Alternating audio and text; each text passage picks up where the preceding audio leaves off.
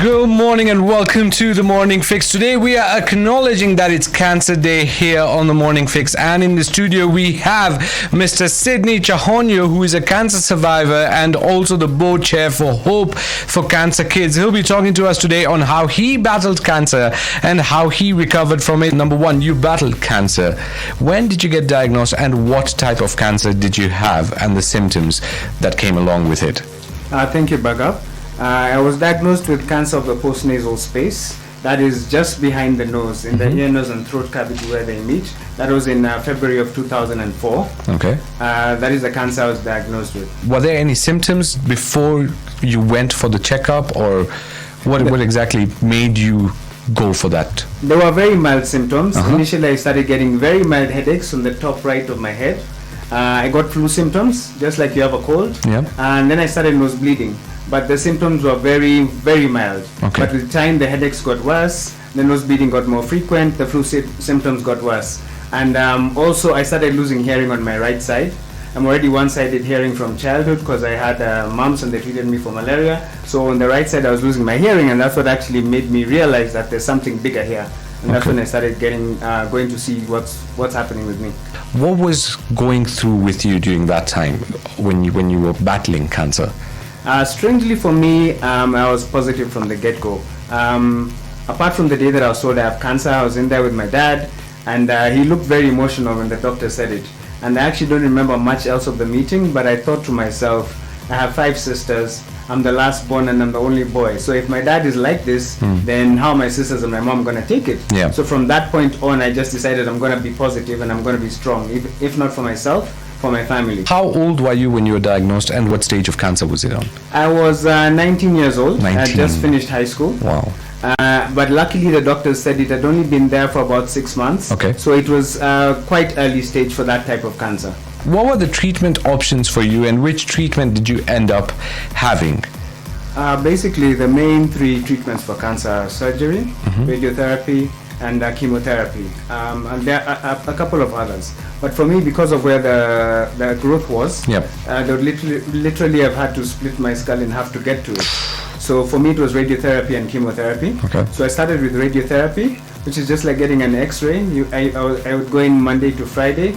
It's about a 20-minute procedure. I did that for about 4 to 5 months. Every day? Every day, Monday to Friday. Wow. Yes. After that, I did chemotherapy. I would go in to hospital on Monday. They'd give me the drugs through the IV. Yep. And then I would go home on Thursday and then rest for 3 weeks because the drugs are quite toxic. So if they keep giving them to you constantly, they can poison you. So I'd have to have that 3-week break to be able to recover. So I did that I was supposed to do 6 months, which is 6 bouts of chemo. But I only did 5 bouts of chemo, and after 3 weeks, I would do tests to see whether my body is strong enough to go through the next bout. Right. And after the 5th one, then they found no sign of cancer. Oh, wow. Yes. Okay. But, I've even heard about chemotherapy. It makes you really, really weak. Is that actually, that happened to you as well? That is very true. At some point, I was scared of showering because I felt like I would, fall in the bath or something. But aside from that, the nausea, the throwing up, the lack of appetite, Yeah. and then also because of where the radiation was, my throat was very sensitive. Right. So even drinking water was an issue. Okay. So even till now, I still have to walk around with a bottle of water. Otherwise, my mouth gets really dry. Okay. Yes. All right. And of course, there were the effects of the treatment, as you mentioned. What were the effects in terms of the pocket, the financial impact of this? Cancer is a very expensive disease. And luckily for me, my parents were able to afford the best cancer treatment here in Kenya for me.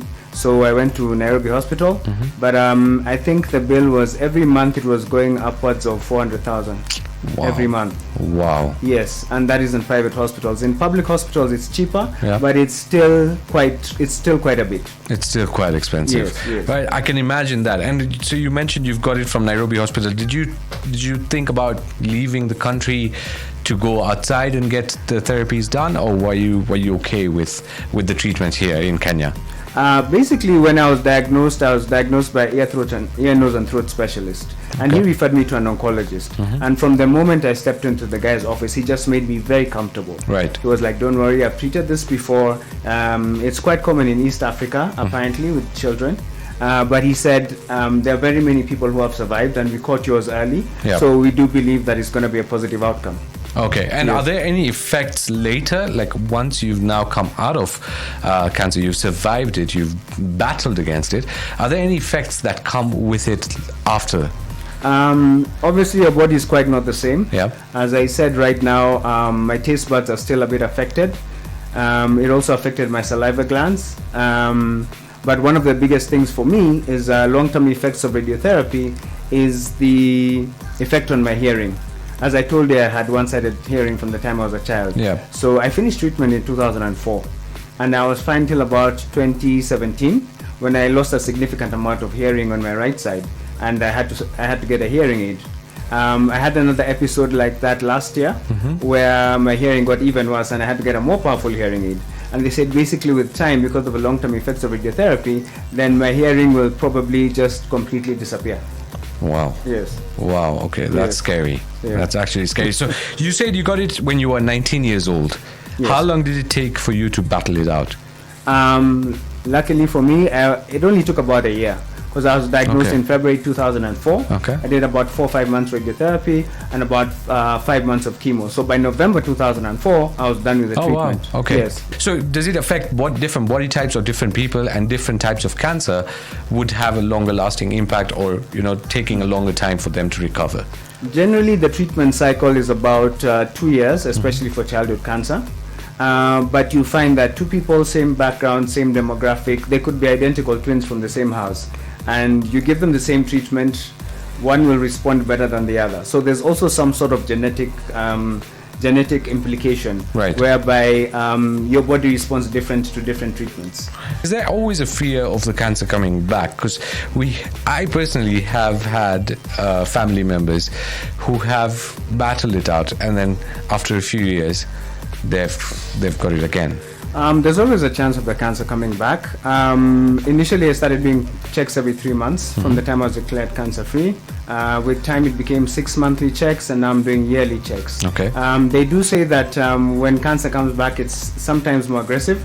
But I've been cancer-free for 16 years. There's not been a sign of the cancer in my body. So Right. it doesn't mean that it'll necessarily come back. Yes. It's not always a Yes. guarantee that it might just come back. Exactly. Okay. Fair enough. And now I've got someone who's texted in asking how it impacted your life. I like that question, actually. How did the cancer, when you found out, I already asked you that, but then after that and after battling it out, how did it impact your life? What has changed?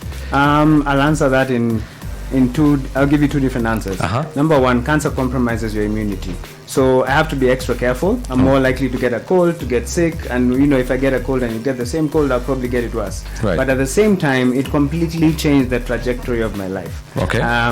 After I went through cancer, I wanted to find ways to give back to people who are going through what I went through. Yes. I wanted to find a way to tell my story, to show people that yes, cancer is there, but it's not a death sentence. Right. You can, if it's caught early and you have access to treatment, it's something that can be beaten. So I have been, right now I'm serving as the board chair of Hope for Cancer Kids. Yes. It's a civil society organization where we raise funds to support kids from poor backgrounds who cannot necessarily afford the cancer treatment.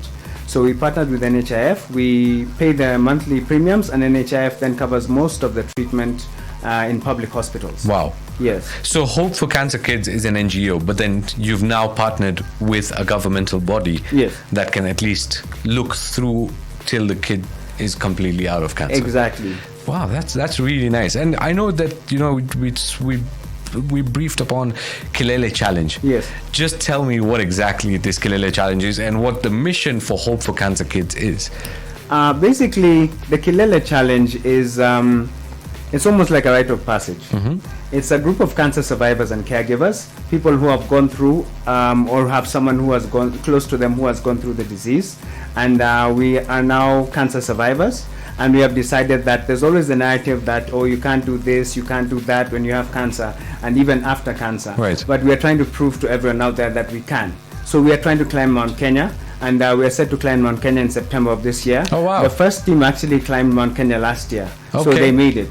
And this year we're doing it again just to get the word out there and say that yes, I'm a cancer survivor, but that doesn't mean that it's some sort of disability. Right. Yes. Right. I'm not burdened with other things. You know, I can Exactly. still be a normal human being. Yes. Right. And you know, we spoke about how you're the board chair of Hope for Cancer Kids. What support system did you have when in 2004 when you were diagnosed with cancer? Was there some NGOs that came in your support? Was there the governmental body, or was it just your family?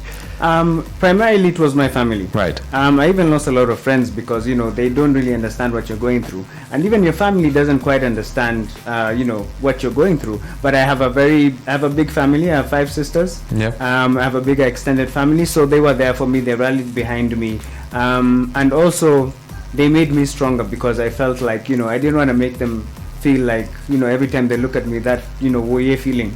I wanted them to look at me and see, you know, he's strong and he's fighting it. Right. Yes. I love the voyeur thing. The voyeur feeling. exactly. You spoke about Kilele Challenge. What are the events are coming up for Hope for Cancer Kids? International Childhood Cancer Day falls on the 15th of February. Okay. And this year we are partnering with Lions Club International and majority of the Lions clubs in Nairobi. And we're also partnering with Nairobi Jaffrey Sports Club. So we're going to have a small event at Nairobi Jaffrey Sports Club, Right. whereby the theme for this year is Through Our Hands. Uh-huh. So what we're going to do is we're going to have a mural, like just a plain mural, Yep. and we're going to have, you know, dip our hands in paint and put our hands on the mural, yeah. as people also donate towards the cause, just to say that, you know what, better survival is achievable through our hands. Right. Wow, that's a nice, lovely message. And now, thank you, Sidney, for gracing us and, you know, imparting knowledge about how you could survive cancer and how you can take on life positively. But before you go, I just want to ask you one last question. What is your message to other cancer patients or survivors out there? My message is simple. Yes, cancer is there. It's the big elephant in the room. It is tough to go through cancer, but at the end of the day, if you're diagnosed early, if you have access to treatment, cancer is beatable.